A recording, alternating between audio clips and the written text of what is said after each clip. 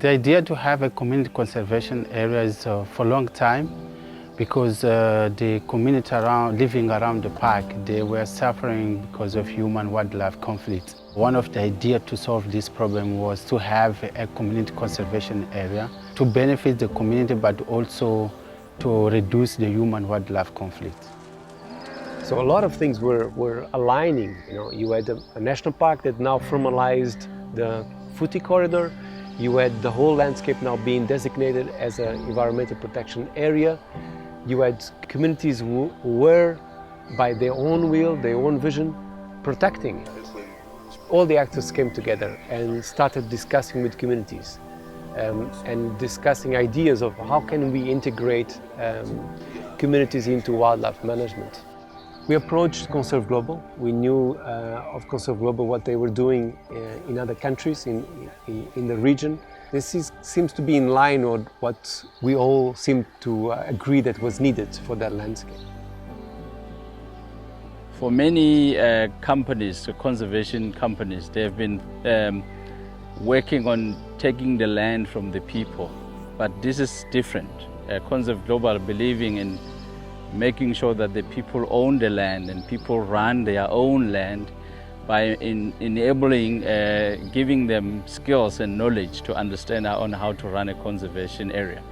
The building of a fence in the Muwai conservation area along the Footy corridor was a very relevant and strategic action to mitigate the human and wildlife conflict that is very prevalent in this area, especially with the elephants. But also it's going to promote activities of ecotourism that will benefit communities. The Muwai Association, which is made up of 6 villages that are on the eastern side of the Footy corridor, they have designated a 10,000 hectare piece of land and wanted to be a conservation area that will benefit their communities. So we came with these 3 main goals: human life conflict, improve the local economy, and also bring back the local traditional. So fortunately today we can see some results on that. And these communities will also be able to perform in a safer and more sustainable way the agriculture, livestock and other economic actions. So it is a trust that needs to be built between Conserve Global and the communities. And that was really interesting because the way that Conserve Global started the first interaction with the communities was exactly on a very fair and frank position and interaction.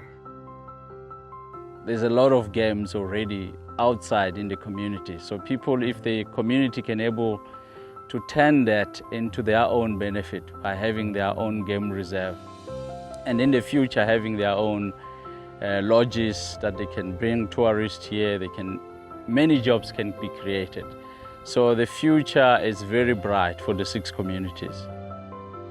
This initiative was only possible with the support of the Swedish government, with a program of biodiversity conservation that biofund channels and supports in different areas, including this one.